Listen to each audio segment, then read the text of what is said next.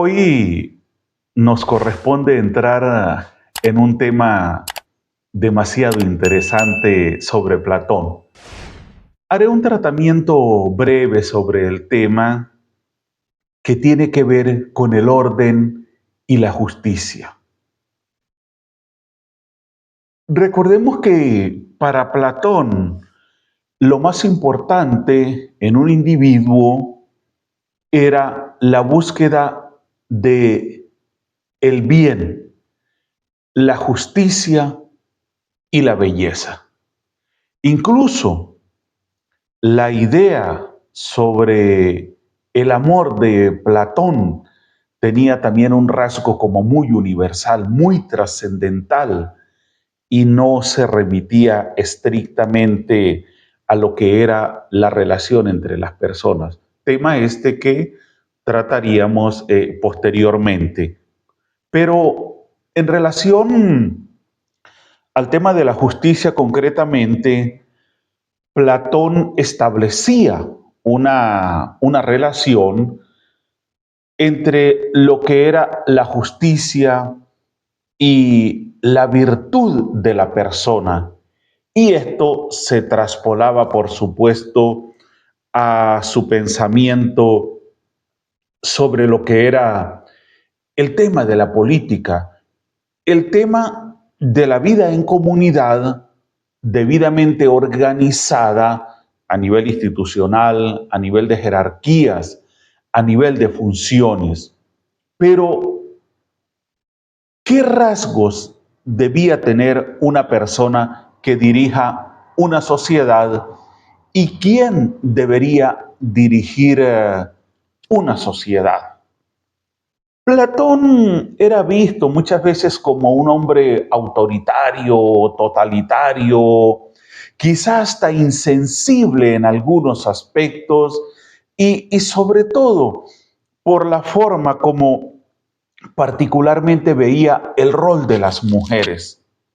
Prácticamente, y eso se ve en la República, disponía de las mujeres como si fuesen objetos sexuales al servicio de un sector determinado de la sociedad. Esto con un propósito muy particular de parte de Platón, la búsqueda de una sociedad misma excelentemente organizada, con un esquema donde cada quien iba a desempeñar un papel según su capacidad, según sus virtudes, con una búsqueda de una sociedad con capacidad de desenvolvimiento que prácticamente en todo fuese una expresión de excelencia. Pero en esto, Platón, igual que muchos otros filósofos, indudablemente, en algunos aspectos, equivocó los caminos. Y por eso ha sido visto como totalitario y quizá descrito con una serie de adjetivos que de alguna forma ponen de manifiesto el desacuerdo de muchas personas sobre su forma de pensamiento en cuanto a la política como expresión de vida en comunidad. Ahora bien, las ideas políticas de Platón son aterradoras, pero las expresó de una manera tan fascinante que nuestra tradición intelectual nunca se ha atrevido a desdeñarlas. En sus diálogos se encuentran ecos de un claro rechazo de carácter aristocrático ante la extensión del poder político y de la igualdad legal a la totalidad de la población. Hasta entonces se había dado por supuesto que la mayoría de los hombres nacían para ser gobernados.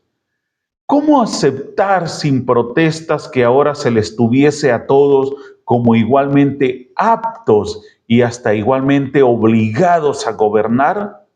Sin embargo, el propio Platón puso en tela de juicio ese rechazo a la democratización de la vida pública, en tanto no admitió ningún tipo de aristocracia de la sangre o de la riqueza, sino solo una aristocracia de la virtud. Este es un tema que para nada implica facilidad en su forma de interpretación y en su forma de tratamiento, porque Platón, por ejemplo, para Platón, ¿cuál era la mejor forma de gobierno? La aristocracia. Platón odiaba la democracia porque Platón veía en la democracia una forma de gobierno en la que, como expresión de libertad misma, tarde o temprano se iba a caer en el exceso y esto derivaría en una tiranía. De hecho, recordemos muy bien que lo que hizo que Platón desistiera de dedicarse a la vida política más en pleno y decidiera dedicarse a la filosofía fue el hecho de que una democracia hubiese condenado a muerte a su gran maestro Sócrates.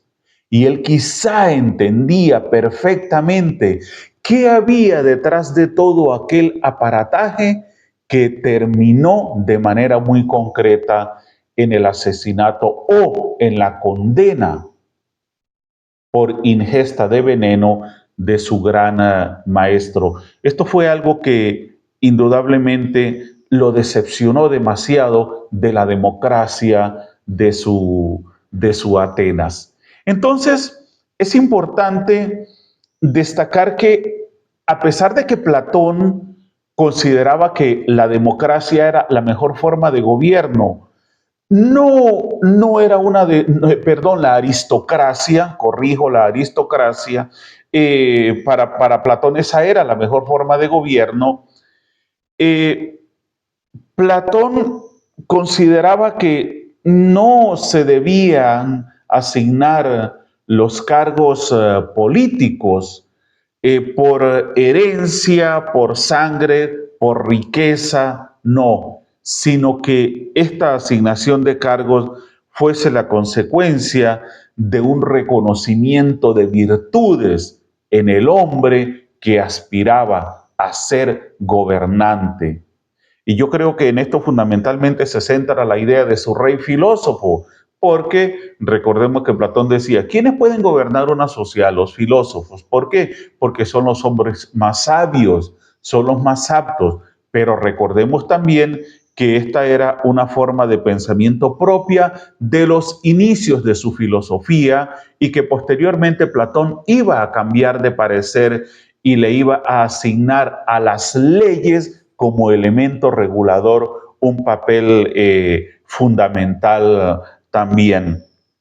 En un momento determinado, explicando esta parte, creo que me enredé un poco, entonces voy a aclarar.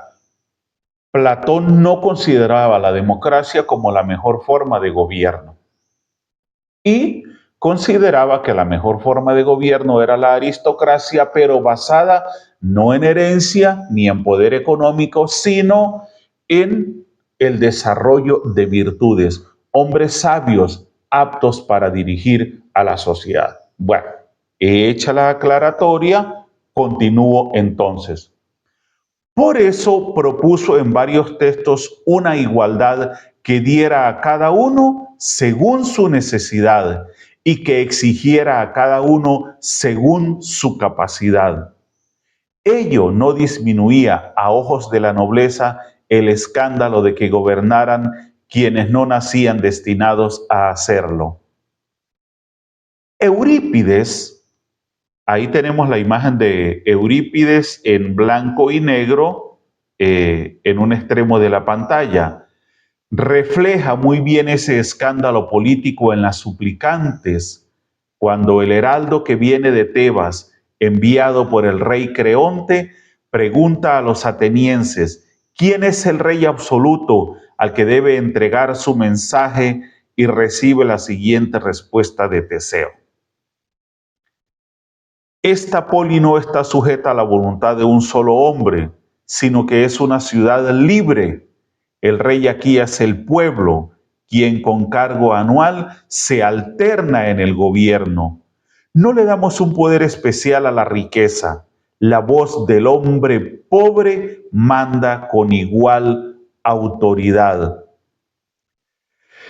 Esto a veces pareciera como un poco contradictorio, pero en realidad no lo es. Recordemos que Atenas era una cultura de vida, una sociedad donde tenía mucho valor la polis, la participación en la vida pública, no tanto el individuo, no tanto el sentido de la individualidad. Y fíjense ustedes que la nobleza decía que no.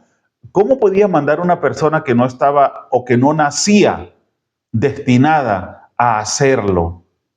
Porque había ideas como muy radicales. Entonces, unos nacen para mandar, otros para obedecer. Unos nacen libres, unos nacen esclavos. Pero era un pensamiento que de alguna forma también se acentuaba más en un sector de la sociedad, porque por supuesto les convenía. Sin embargo, la respuesta que se nos da acá, donde se nos dice, esta poli no está sujeta a la voluntad de un solo hombre, sino que es una ciudad libre. Todos tenemos derecho de participación. La voz del hombre pobre manda con igual autoridad. No sé por qué esto me recuerda un poco y hago ese paralelismo. Fue como cuando Jesús de Nazaret escogió a sus discípulos. La gente se escandalizó. ¿Cómo pretende este hombre que dice que es rey venir a escoger a un pescador, a un cobrador de impuestos que eran los más odiados, a un médico, a un obrero, a tipos tan comunes y corrientes para formar un reino? Entonces era quizá un poquito esto mismo lo que se refleja acá en lo que les estoy explicando sobre las ideas políticas de Platón, porque ¿cómo va a participar la gente de esa manera? Entonces, vean ustedes lo interesante que es esto, ¿no? Y cómo se refleja acá en esta idea lo que es el valor de la polis por sobre el valor del individuo. Algo similar ocurrió, tal como cuenta Platón en Gorgias, en el diálogo entre Sócrates y el aristocrático Calícles. Y allá tenemos la imagen en un extremo de Sócrates y Calícles, por lo menos una representación de ellos dos hablando. Este último sostiene que es el más fuerte quien debe dominar las polis por encima de todos, mientras que Sócrates le responde: dicen los sabios, amigo Calícles, que la sociabilidad, la amistad, el buen orden, la prudencia y la justicia mantienen unidos cielo y tierra, dioses y hombres, y por esa razón llaman cosmos a todo ese conjunto y no desorden o intemperancia. Pero me parece que tú, pese a tu sabiduría, no dedicas tu atención a estas cosas. ¿Crees que debemos cultivar las prácticas propias de la ambición? Entonces, qué interesante esto, porque primero encontramos a una persona que se extraña porque llega a un lugar donde la polis tiene participación en los asuntos o en sus asuntos políticos, los asuntos que atañen a todos. Y acá Sócrates con su acostumbrada genialidad y poniendo de manifiesto la necesidad del orden trascendental de lo colectivo por sobre lo individual. Porque fíjense ustedes que incluso me nombra a los dioses unidos con los hombres, al cielo unido con la tierra, a lo social, a la amistad, al buen orden y a la prudencia como principios, a la justicia. Es decir, hay una visión colectiva, una visión integral de cómo debe manejarse una sociedad. Y sobre todo que Sócrates recrimina el hecho de que ¿cómo se puede sostener una sociedad a la fuerza? Si tantas veces se nos ha dicho, miren, lo que a la fuerza se gana, a la fuerza se pierde. Eso es una fantasía. Y esto lo hemos escuchado más de una vez. Entonces, es demasiado interesante esto porque siempre hay un sentido de participación colectiva de todos los sectores de la sociedad. Y esta era la idea. Y acá concretamente en esto que acabo de leer, está expresada la idea de orden y justicia concretamente, como bases o como principios necesarios para el orden político de la sociedad. En cuanto a la igualdad, Platón indica en las leyes, la igualdad más verdadera y la mejor de todas no se manifiesta tan fácilmente a todo el mundo. A los individuos no les trae sino bienes. En este caso, Platón se refiere a la igualdad verdadera y a la mejor de todas. Al que es mayor le da más, menos al que es menor, dándole a cada uno en proporción a su naturaleza. Así, por ejemplo, a quien más méritos posee, le concede mayores distinciones y honores. Y lo mismo en lo que corresponde por virtud y por educación. Y yo creo que para nosotros la política es precisamente eso, la justicia en sí misma. Esta cuestión de la igualdad y la desigualdad, en la que finalmente consiste la política en la justicia, ya se planteaba desde la época clásica y sigue debatiéndose en la actualidad. Ahora, acá lo que a mí me parece muy interesante y que es importante que lo entendamos es que, ¿qué es lo que sustancialmente divide a la política? A la necesidad de una vida en conjunto debidamente organizada. La justicia. Platón sinonima ambas cosas.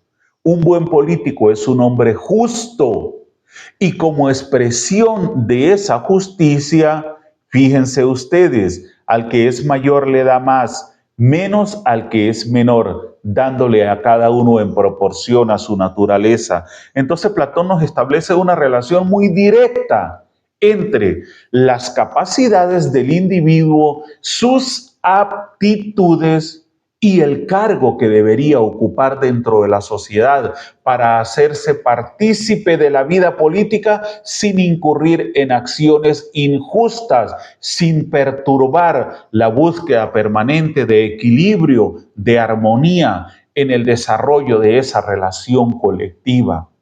Hay una relación muy directa entre el mérito del individuo y el papel que debería ocupar como expresión política apoyada en ideas de justicia. Ahora yo he cerrado este último contenido con una cita bíblica, Mateo 13:12, que dice lo siguiente: porque a cualquiera que tiene se le dará más y tendrá en abundancia, pero a cualquiera que no tiene, aún lo que tiene se le quitará. Esto fue parte de un sermón de Jesús de Nazaret en Mateo 13:12, dirigiéndose a sus discípulos. Ahora, ¿por qué yo hago esto? Porque yo veo un paralelismo muy interesante entre ambas formas de pensamiento.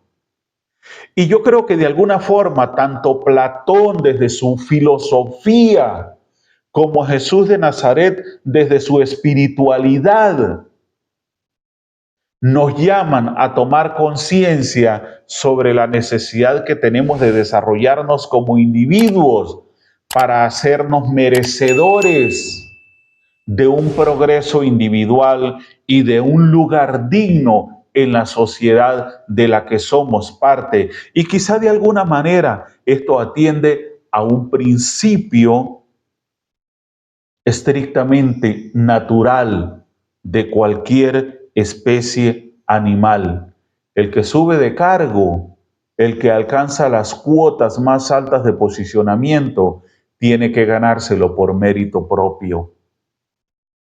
Al flojo, al perezoso, al indisciplinado, al negligente, al apático, sáquenlo del camino porque no ayuda a la comunidad, no ayuda al conjunto y no se está ayudando a sí mismo tampoco. Por eso, hasta la más mínima oportunidad que tenga, vamos a quitársela, vamos a dársela al que se está esmerando, es decir, al que ya tiene aptitudes, al que tiene condiciones, al que tiene conductas que evidencian deseo de progreso, de crecimiento y deseo de integrarse adecuadamente a la sociedad de la que es parte.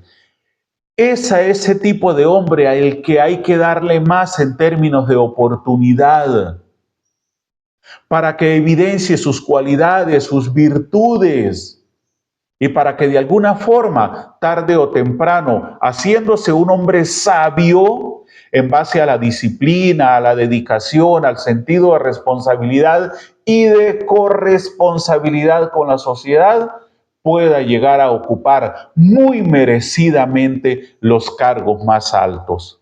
Entonces, yo creo que perfectamente, tanto en la frase de Platón, definiéndome la mejor de la justicia, que de paso él decía que era una justicia que venía de Zeus, que venía de los dioses. ¿Ok? Bueno, definiendo esto y definiendo las palabras de Jesús y haciendo un paralelismo, es como si Platón desde su postura filosófica y Jesús desde su postura espiritual nos dijeran: quieren ocupar un puesto, quieren hacerse merecedores de un lugar en la sociedad, empiecen a desarrollarse como personas, como individuos, demuestren que tienen mérito, que se lo merecen, no pretendan nada gratis, porque así no funcionan las cosas. Entonces, Platón relacionaba o identificaba la vida política con la justicia. Y fíjese que él decía, a cada quien según su capacidad, a cada quien según sus potencialidades. Yo quisiera posteriormente hacer una disertación porque a veces confundimos igualdad con equidad y no son la misma cosa. Y yo quizá me atrevería a decir que la mayoría de las veces lo que más hace falta aplicar es el concepto de equidad debidamente interpretado, que va perfectamente con lo que dice Platón. Vamos a darle a cada quien lo que necesita para que se apoye y vaya surgiendo. Y lo que dice Jesús de Nazaret también. Creo que se mal aplica la mayoría de las veces por malinterpretación el concepto de igualdad. Yo hablaría sobre esto después. En la próxima disertación, ya he finalizado esta, estaré hablando sobre algo no menos interesante de Platón, sus ideas sobre la educación magistral. Estuve leyendo un extracto, yo me estoy apoyando ahorita, todas estas disertaciones de Platón están apoyadas en la aventura de pensar de Fernando Savater.